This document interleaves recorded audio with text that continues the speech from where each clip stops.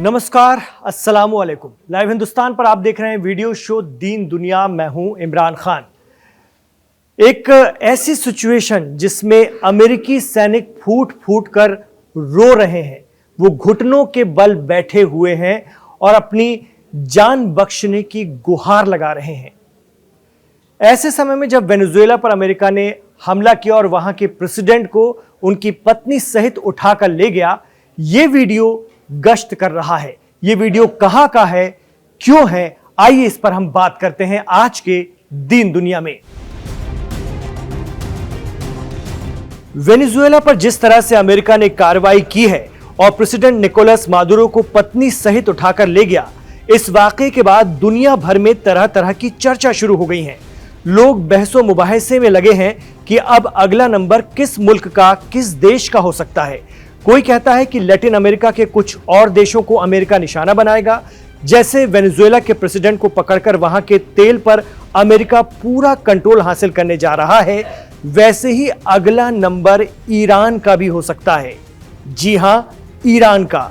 यह बहस शुरू हो चुकी है कि ईरान के साथ भी अमेरिका ऐसा ही करेगा और ईरान के सुप्रीम लीडर इमाम आयतुल्लाह अली खामेनी को उठाकर ले जाएगा। वैसे भी अमेरिका ईरान में चल रहे महंगाई के खिलाफ प्रदर्शनों को लेकर धमकी दे रहा है कि अगर ईरान ने मुजाहिरीन पर सख्ती की तो अमेरिकी फौजें तैयार हैं ईरान के खिलाफ कार्रवाई करने के लिए। यानी एक बार फिर अमेरिका और ईरान के बीच टशन का मामला शुरू हो चुका है।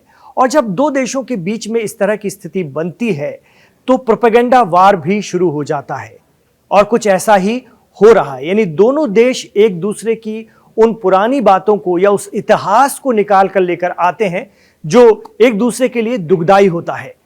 आइए यहां भी कुछ ऐसा ही हो रहा है, आपको दिखाते हैं।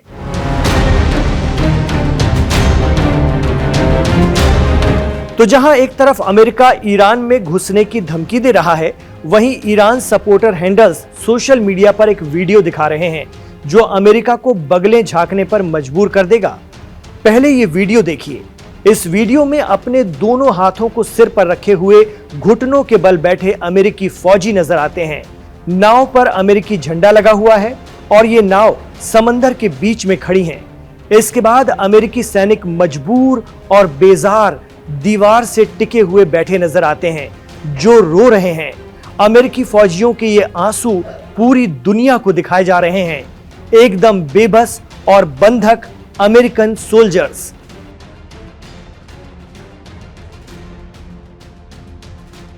तो इस वीडियो के साथ एक बात ईरान समर्थक हैंडल्स के जरिए लिखी जा रही है कि पिछले बार अमेरिका ने जब ईरान में घुसने की गलती की थी तो यह हश्र हुआ था। इस वीडियो को देख लीजिए। अगर दोबारा आपने ऐसी जुर्रत की तो आप समझ सकते हैं नतीजे क्या होंगे।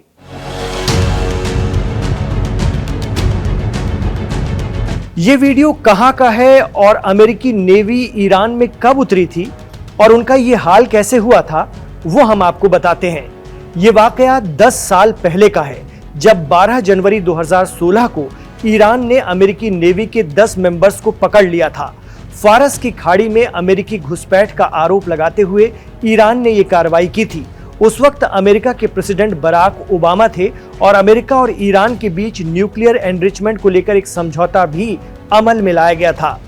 तो वाकया यह हुआ कि 2 अमेरिकी नाव पर सवार होकर सैनिक कुवैत से बहरीन तक 259 समुद्री मील यानी 480 किलोमीटर का सफर तय करने निकले थे, जो कि उन लोगों की अब तक की सबसे लंबी समुद्री यात्रा थी। लेकिन इनका सफर क्योंकि लेट शुरू हुआ था, इसलिए उन्होंने शॉर्टकट रास्ता पकड़ लिया। लेकिन यह शॉर्टकट इन्हें भारी पड़ने वाला था। शॉर्टकट समुद्री रास्ते में इनकी नावें भटक गईं।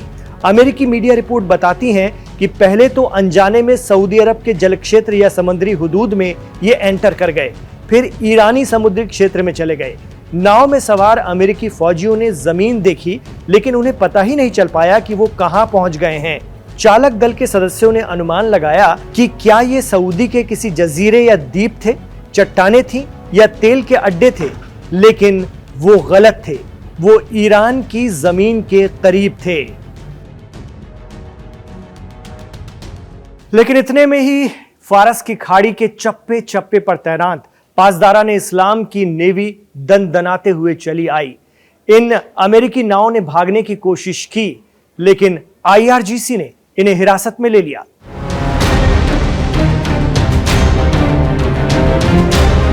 ईरान के मीडिया ने उस वक्त दावा किया था कि पहले IRGC नेवी ने दोनों नाव को तुरंत लौटने का हुक्म दिया था।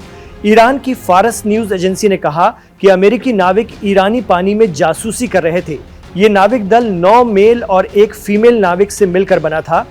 इन्हें ईरानी रेवोल्यूशनरी गार्ड्स ने यानी पासदारान इस्लाम ने अरेस्ट किया था। उस वक्त ईरान के तस्नीम न्यूज ने बताया था कि अमेरिकी नाव मशीन गनों से लैस थी। घटना के तुरंत बाद अमेरिकी विदेश मंत्री जॉन कैरी ने ईरान के विदेश मंत्री जवाद जरीफ से बात की। उस वक्त बराक ओबामा प्रेसिडेंट थे, इसीलिए ईरान और अमेरिका के ताल्लुकात में कुछ हद तक गर्मजोशी थी। यही वजह रही कि ईरान ने बात कर ली, वरना प्रेसिडेंट ट्रंप के लिए इमाम आयतुल्लाह खामनेई सार्वजनिक रूप से मीडिया में कह चुके हैं कि वो उन्हें बात करने लायक भी नहीं समझते। साल 2016 में लगातार 3 साल तक न्यूक्लियर डील पर बातचीत के दौरान जॉन कैरी और जवाद जरीफ के अच्छे ताल्लुकात बन गए थे।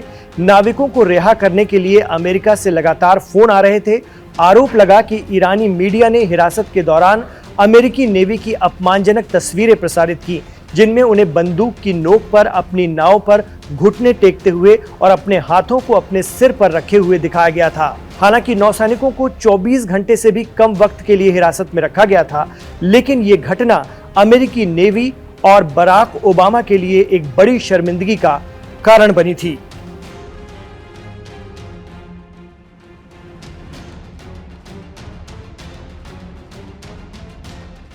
तो इसी वीडियो को अमेरिकी धमकियों के बीच ईरान हिमायती सोशल मीडिया हैंडल्स दिखा रहे हैं और अमेरिका को ये इंतबाह भी दे रहे हैं कि ईरान पर हमला करने या ईरान पर वेनेजुएला वाली हरकत करने की अगर आप कोशिश भी करेंगे तो अमेरिकी सैनिकों के रोते हुए मायूस बेबस चेहरे जरूर याद कीजिएगा।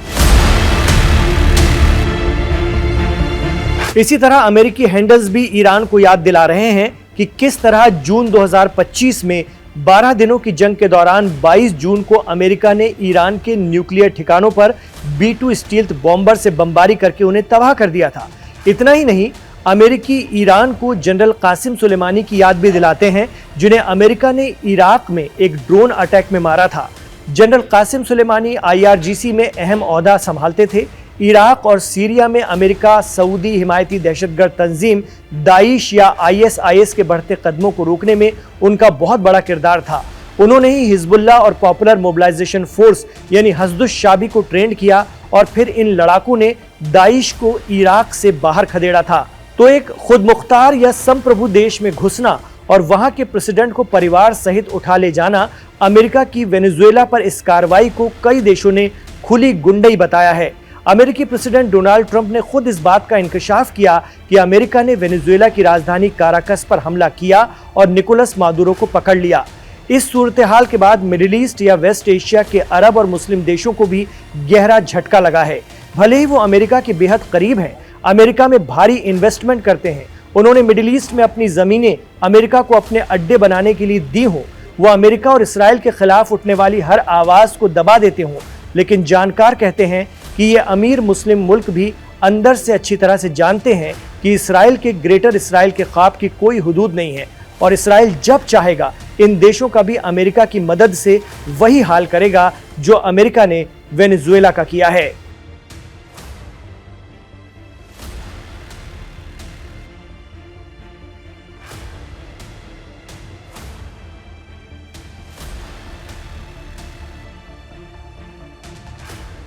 तो आप क्या मानते हैं, हमें कमेंट बॉक्स पर जरूर बताइएगा। क्या 2026 में अमेरिका और ईरान के दरमियान कोई बड़ी जंग होने जा रही है? क्या वेनेजुएला वाली कार्रवाई ईरान पर भी दोहराई जा सकती है अमेरिका के जरिए? हमें कमेंट बॉक्स पर जरूर बताइएगा। इमरान खान के साथ आप आखिर तक कनेक्ट रहे, इसके लिए आपका शुक्रिया। गुजारिश रहेगी इस वीडियो को लाइक कीजिए, ज्यादा से ज्यादा शेयर कीजिए और हमारे चैनल लाइव हिंदुस्तान को सब्सक्राइब जरूर कीजिए और करवाइए। अपना ख्याल रखिए, अपनी दुआओं में हमें याद रखिएगा।